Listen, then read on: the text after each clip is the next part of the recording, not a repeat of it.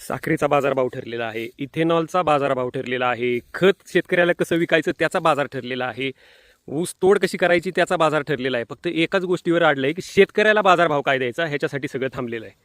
ऊसाचे प्लॉटच्या प्लॉट तुटून गेले, सरकारने नुसता दर जाहीर केला आणि अजूनही 5 नोव्हेंबरला कारखाने चालू होऊन इतक्या मोठ्या प्रमाणात गाळप होऊन सुद्धा अजूनसुद्धा कारखाने दर काय द्यायचा याच्यावरच विचारविनिमय करतात. ते शेतकऱ्याचा आणि शेतीचा विषय आला की ह्यांचं उघडं नेहमी पाणी प्यायला जातं.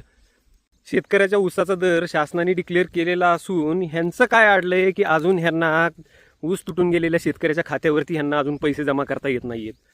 ऊसाचं आंदोलन चालू झालं, ट्रॅक्टर जाळले गेले, शेतकऱ्याचा ऊस जाळला गेला, सगळ्या बाजूनी शेतकऱ्याचं नुकसान मनसोक्त करण्यात आलं आणि आता इलेक्शन लागलं की जे ते आपल्या इलेक्शनच्या नादीला लागलं आणि हे शेतकरी पुन्हा एकदा उघड्यावरती पडलं आणि पुढच्या आंदोलनाची वाट पाहू लागले. शेतकरी राजा, तुला एकच नम्र विनंती आहे, राजा हो, बळी राजा हो, पण बळीचा बकरा काही होऊ नको.